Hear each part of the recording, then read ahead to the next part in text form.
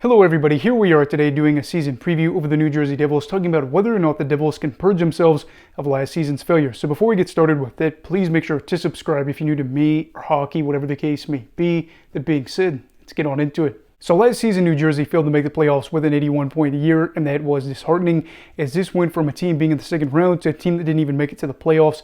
Now, I'm going to be honest here, goaltending as well as some injuries caused some of these problems, but I can't say that this team was exactly off the hook totally for all of their shortcomings. And I do think that I was one of those people that hyped up New Jersey at the start of last season and then had to reap what I sowed.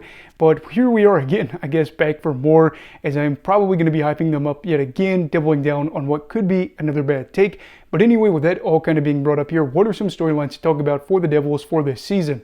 So the first storyline is talking about whether or not New Jersey has a Vezina contender in net. The New Jersey Devils struggled between the pipes last year with the third worst save percentage in the league. This was a team that, again, probably could have used better goaltending. What do? They go out and trade to get Jacob Markstrom, and this is an interesting trade because I feel like, especially for New Jersey, this could pay off big time for them, as Markstrom is not incredibly old, but he is an experienced goalie. He's 34 years old and has 2 years left on his deal. I know that over the past 2 seasons, Markstrom really hasn't had numbers that would make you say he is a top-tier goalie. However, we're looking at the 2 seasons that we saw that weren't great, and then going back 1 season before that, he had a 37-win year, was in contention for the Vezina, and probably is joining a team that has, again, big expectations. So for a guy that could see himself on a team that is improved and looking to get more wins, he could stand to benefit from that, as Calgary has taken steps backwards over the past 2 years.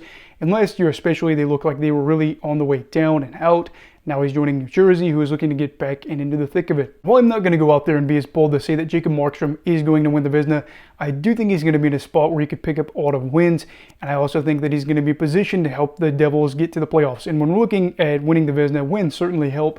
And when you look at a guy like Markstrom, I do think he will be a boost for this team.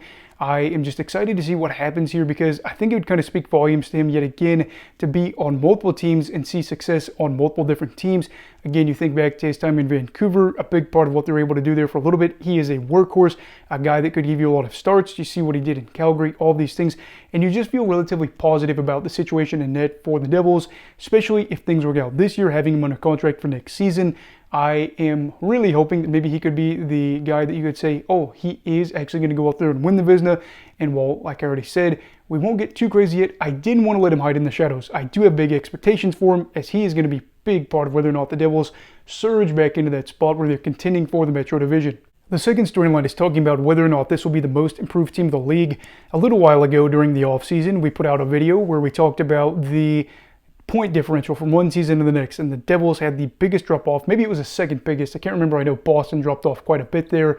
Either way, to go from 112 points to 81 is a huge difference. 31 points in New Jersey kind of is an interesting spot here, where they feel kind of like that 2012 to like 2014 Boston Red Sox team. Now, looking at this, I used to be a really big baseball fan. I haven't covered baseball or kind of watched baseball in 5 years, but I know in 2012 through 2013 and 14, Boston had a really weird run where they went from worst to first to worst in their division, if I remember right. But anyway, we're looking more at 2012 to 2013, where Boston wasn't incredibly great in 2012, and then in 2013 they won the World Series.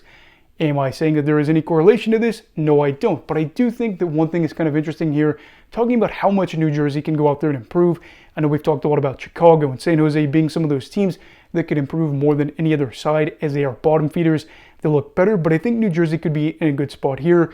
Dougie Hamilton looks like he's set to return. Jacob Markstrom is going to be between the crease.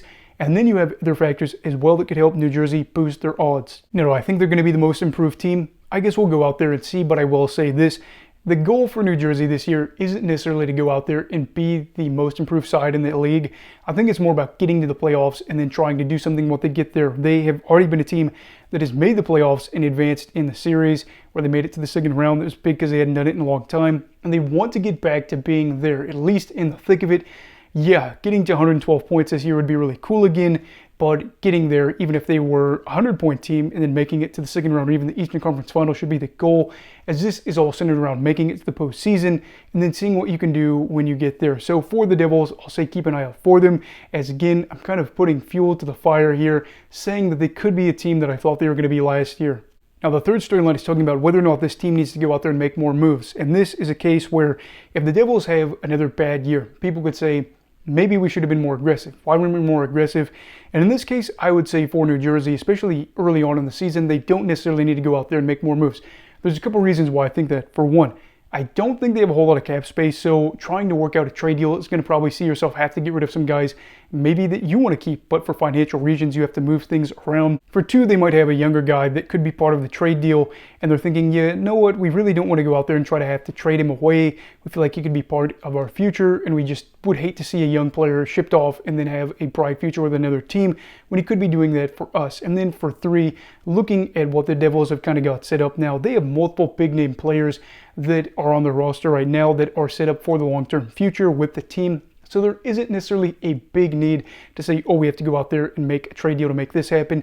And also feel like what I talked about earlier here a bit with Jacob Markstrom, having that second year with him under contract, I think is an added security blanket for this team, knowing they can make not one but two goes at it as they already have. Again, some of these star players on the roster, they're going to be there not only this season but the year after. Now, I do think that some people could look at this and say, oh, we have to make a trade if we are performing poorly.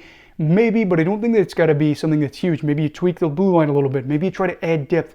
I'm not exactly sure what that'd be at the moment, but we also have to factor in too, a lot of New Jersey's top players got injured for good stretches of the season last year. So if some of them are able to play a full season, or they're able to just play more general, or some of these younger guys are able to bounce back from what was kind of a rough year, they could be in a better spot than what some people are already expecting. And so while it might be a little bit hard for some fans to think about it this way, I think the biggest thing here is to just try to breathe and wait out the season a little bit. This is not a sprint, it's a marathon. It is a long season, and as long as you're within striking distance, especially if you're top three in the division, there's no real need to panic about this team, because I feel like if they got in the playoffs, they would be a sneaky team that a lot of people would be like, I don't really want to face them. They have some guys that can go off in a series, and they just aren't going to be a fun side to play. So with all this, I'll just say, there doesn't need to be some Jake Gensel acquisition or anything like that. They just need to kind of keep plugging along and see what happens. So overall, what are my thoughts on the New Jersey Devils for this season? Well, they're a team that last year made me look pretty bad. And again, kind of like what I kind of said at the beginning of this video, I am going to double down a second time and say, yes, I think they're going to be better. I think they're going to rebound. Maybe I won't get as hype on them. I'm not going to say that they're going to go out there and necessarily win the division this year, but I do think it's there for the taking. Possibly Carolina should be worse. The Rangers are a team that may not live up to those President Trophy aspirations from last year. And I just think some of these other teams, while they should be better, aren't in a spot right now to go out there and win the division. I'm not going to get that bold and say that it's New Jersey's division to lose, but I do think that they should be, as long as they're healthy, able to compete for that top spot. And that should set themselves up well come playoff time. And that's really what it's all about, as we've already talked about. You get this team to the playoffs, and I think maybe some magic could happen, and I would like to see it, is again, some guys could be playing for their legacy. If you had a guy like Markstrom that won the Vezina and a Stanley Cup, that'd be a big boost to what his legacy would be. You've got young guys like Jack Hughes that are going to be a big factor in this franchise for years to come, and I'm just very excited to see how year one goes with Sheldon Keefe. So anyway, those are my thoughts for the New Jersey Devils for this season. What are yours? Let me know down below in the comments. Also, please make sure to like this video if you enjoyed it. Subscribe if you're new. Everybody stay safe. Have a great night. And Eagle of Hockey, all right. Goodbye, Brigadiers and Brigadettes. This is your captain signing off. Have a great night.